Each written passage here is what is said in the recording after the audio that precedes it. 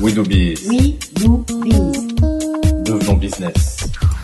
Bonjour, David Fayon, co-auteur avec Camille Allouin de Développer sa présence sur Internet aux éditions Duno. Alors aujourd'hui, la question que vous, entrepreneurs, vous posez tous, c'est comment développer votre présence web en 10 semaines. Question cruciale s'il en est. Alors on pourrait simplement réaliser 4 étapes. La première, sur 2 semaines, qu'est-ce qui est dit sur moi? Comment je suis perçu par les moteurs de recherche? Qu'est-ce qui est dit en bien ou en mal? Pour cela, vous pouvez vous googler et ensuite mettre en place des alertes Google. Des alertes vous permettent de recevoir dans votre messagerie électronique des liens qui vont parler de vous à un moment donné où ça arrive. Donc en temps quasi réel, vous êtes informé de ce qui a été dit et vous pouvez réagir le cas échéant. Également savoir ce qui est dit de vous sur des sites comme société.com ou pagejeune.fr. C'est très instructif. Et tout ceci implique la mise en place d'une intelligence économique au sens noble du terme. Deuxième étape, sur 3 semaines, quels sont les messages que je veux transmettre auprès de mes cibles, que ce soit les clients, des partenaires, des investisseurs si je suis jeune start-upper. Alors pour cela, déjà, quels sont vos produits, vos services, les facteurs différenciants et vos concurrents? Est-ce que vous voulez augmenter votre audience, votre visibilité sur Internet ou alors développer votre chiffre d'affaires?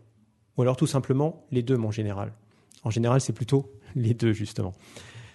Ces 2 étapes étant faites, la troisième que je mettrai sur 4 semaines, c'est le cœur. Une fois qu'on s'est posé les questions de stratégie, de pourquoi, de comment, il faut y aller. Le site que vous allez développer est le cœur de votre présence sur Internet, c'est votre pivot. Et ce site ne doit pas être orphelin, il doit être couplé avec une présence intelligente sur les réseaux sociaux, Facebook, Twitter en particulier, et puis d'autres thématiques en fonction de votre activité. Si vous avez une activité de niche, si vous avez une activité tournée vers l'export, il y aura des réseaux sociaux qui seront adaptés.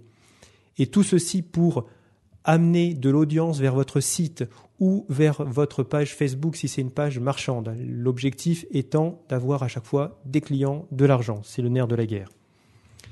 Mais on ne peut pas raisonner totalement web. Le monde physique et le monde virtuel sont complémentaires. Dès lors que vous avez réservé votre nom sur Internet, par exemple w3.mamarque.fr, il est nécessaire de la décliner sur vos lettres en tête, sur vos cartes de visite, sur tous vos supports, voire même sur votre camionnette.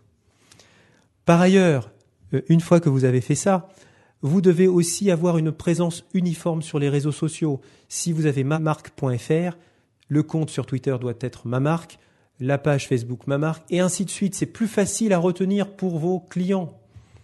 Enfin, 4e étape, sur 1 semaine, c'est la première d'une longue série puisque c'est la tâche récurrente qui va consister à entretenir, à faire vivre votre présence numérique tout au long de la vie de votre entreprise, donc 99 ans ou plus si c'est une société anonyme, et vous allez peut-être commencer déjà un peu plus modestement, mais je vous souhaite une longue vie et pour cela, il faut voir grand, être ambitieux, publier des informations pertinentes sur Facebook, sur Twitter, répondre en temps réel, participer à des hubs, des forums de discussion sur Viadeo, mettre des vidéos amusantes sur YouTube ou Dailymotion qui vont provoquer du buzz, car c'est avec le buzz que vous ferez également connaître. À très bientôt et bon surf.